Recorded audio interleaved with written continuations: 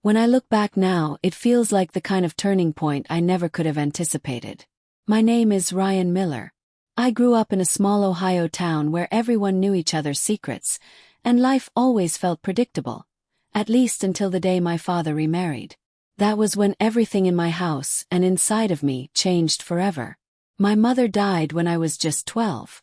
She had been the soul of our family, the one who kept laughter in the rooms and warmth in our days, even when money was tight. Losing her was like losing the summer sun. It left everything dim and cold. My father, David Miller, tried to carry on, but grief consumed him. He buried himself in long hours of work, came home exhausted, and for years the silence between us was heavier than words could ever be. By the time I was 17, Dad told me he had met someone. Her name was Clare. I didn't know how to process it. A part of me felt betrayed, like he was trying to replace my mother. But another part of me was curious. Who was this woman who managed to bring light back into my father's broken life? A few months later, Clare moved into our home, and that's when the story truly began. She was younger than my dad, maybe in her late 30s, with kind hazel eyes and a disarming smile. She worked as a school counselor in a neighboring town, which explained her calm patience, even when I kept her at a distance. At first, I did everything to avoid her. I skipped family dinners, locked myself away in my room, and spent weekends at my best friend Kyle's house. But one evening altered everything.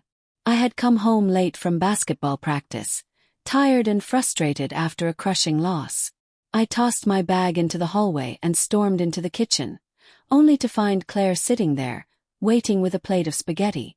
"You didn't eat after the game, did you?" she asked gently. Froze. Nobody had cooked just for me in years. My father didn't think about things like that anymore. Reluctantly, I sat down, muttering, "Thanks." The first bite made me realize how hungry I actually was. Claire didn't try to force conversation. She sat nearby, sipping tea, flipping through a book. It was such a small gesture, but to me it felt enormous. For the first time since my mom died, someone noticed me. Over the following weeks, I began to pick up on the little things Claire did. She remembered what cereal I liked. She sat in the stands at my games, cheering. She even convinced my father to take a rare weekend off so the three of us could go hiking together. Slowly, the walls I had built around myself began to crumble. But then the story took a more complicated turn. My feelings toward Claire weren't just gratitude. They were tangled, confusing, and harder to admit even to myself. One rainy afternoon, after a fight with my coach, I came home angry. I slammed my bedroom door, sat on the edge of my bed, and fought back tears. Then came a knock. "Ryan, can I come in?" Claire's voice was calm but steady. I hesitated before saying yes. She entered with 2 mugs of hot chocolate, setting one on my desk before sitting beside me. "You don't have to talk if you don't want to," she said softly. "But I'm here." That was all it took. The anger, the loneliness, the disappointment. I let it all spill out. She listened quietly, her hand resting lightly on my shoulder. Instinctively, I leaned into her touch, desperate for comfort. It reminded me how deeply I missed having a mother's presence. And maybe because I was young and lost, that closeness stirred emotions I didn't know how to handle. I felt guilty even thinking it, but it was real. The months that followed were a blur. My father's work trips grew more frequent, leaving Claire and me at home together. She became the person I confided in, the one who celebrated my achievements first and comforted me through defeats. When I got accepted into a summer leadership program, she was overjoyed. When I lost a big game, she hugged me until the pain dulled. Then came another moment I'll never forget. One evening, I came downstairs and found Claire crying quietly in the living room.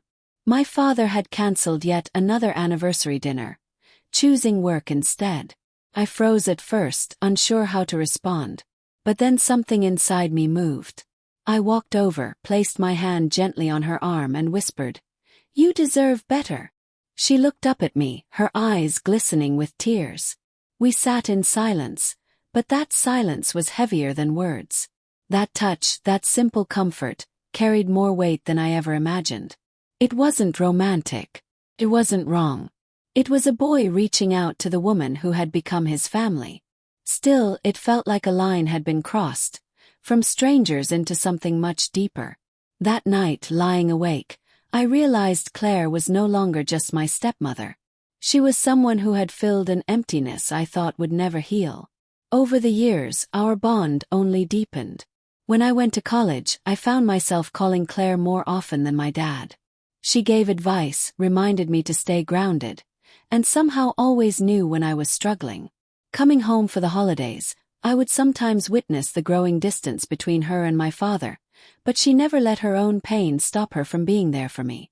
On graduation day, before I even spotted my dad in the crowd, I saw her, cheering the loudest, waving wildly, tears streaming down her face.